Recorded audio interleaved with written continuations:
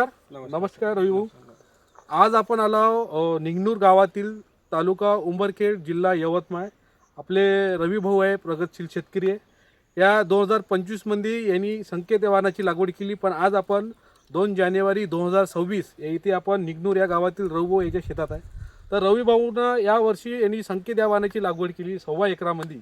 तर याचा अनुभव कसा वाटला नाथ संकेत 11 बद्दल ते रवी भाऊ नमस्कार. नमस्कार सर. तुमचं नाव भाऊ, तुमचा परिचय. रवी रामचंद्र नावडे, हां राहणार निंगनूर, तालुका उमरखेड, जिल्हा यवतमाळ. तुमचा मोबाईल नंबर काय रवी भाऊ? 91 58 61 86 18. मला सांगा रवी भाऊ, तुम्ही या 2025 मध्ये संकेत वाहनाची लागवड केली. हो सर. तर तुमचं पहिलं वर्ष आहे लागवड केली. पहिलं वर्ष आहे सर आपलं. आणि आपण हे अनुभव म्हणजे घेतलाच नव्हता सर या व्हेरायटीचा. आणि हिंमत करून तुम्ही सांगल्याबद्दल आपण हे लावलं 1.25 एकर.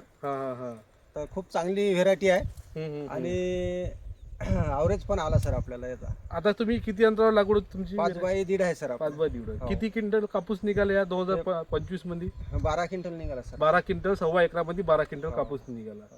मला सांगा, आता बाकीचे वाहन सुद्धा लोक लागवड, यावर्षी तुमच्या एरियामध्ये पाणी खूप झालं. हो, पाणी खूप झालं सर. यावर्षी ॲव्हरेज तेवढे नाही आले पाण्यामुळं, पण आपल्याला ॲव्हरेज चांगला आला. ॲव्हरेज चांगला आला. तुम्हाला वेचणीला कसा वाटलंय वापूस? वेचणीला चांगला आहे सर, 1 नंबर व्हेरायटी. आणि बोंडाची संख्या कशी वाटली तुम्हाला? बोंडाची संख्या जास्त आहे सर याला आता व्हेरायटीपेक्षा. आता तुम्हाला आम्ही म्हणलो बा 5 बाय 1.5, तुमची हिंमत नाही धावली. हो, पण तुम्ही यावर्षी 1.25 एकर तुम्ही या संकेत वाहनाची लागवड केली. हो सर. तुम्हाला वाटलं का एवढी बोंडाची संख्या लागल म्हणून या वाहनाला? नाही, एवढी नाही सर. आपण दरवर्षी लावतो मी, एवढी अंतर बी नाही, एवढी संख्या बी नाही समजा याचे मला. आमचं तेच एक उद्देश आहे संकेत ह्या वाहनाबद्दल, का तुम्ही हिला अंतर पाहिजे. आणि अंतर जर असेल तर हिला जर बाकी मोठ्या बोंडामध्ये जर तुम्हाला 25 बोंड देत असेल तर हे तुम्हाला तिथे 100 बोंड देते. हो सर, बरोबर आहे. आज मी तुमच्या शेतामध्ये आहो, 2 जानेवारी 2026 आहे. हो सर. तर तुम्हाला सीझन मध्ये तुम्ही जेव्हा प्लॉट पाहिला पहिलं वर्ष आहे, तर तुम्हाला किती बोंड वाटले या प्लॉटवर सरासरी तुम्हाला?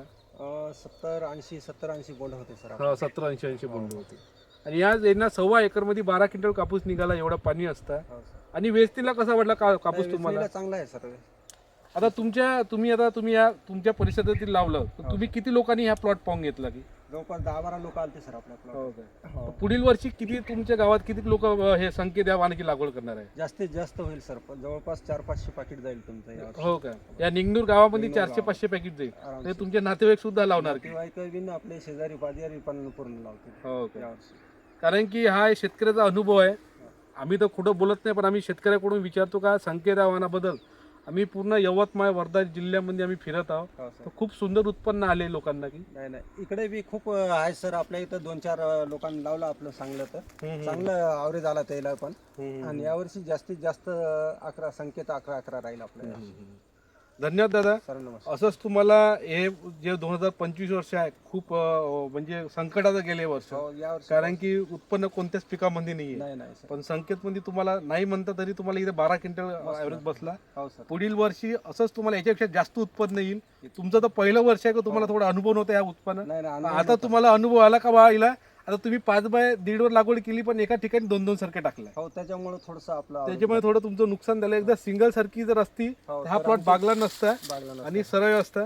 आणि इकडं पूर्ण इरिगेशन शेत आहे इकडं, आणि खूप शेती चांगली करतात या भागामध्ये.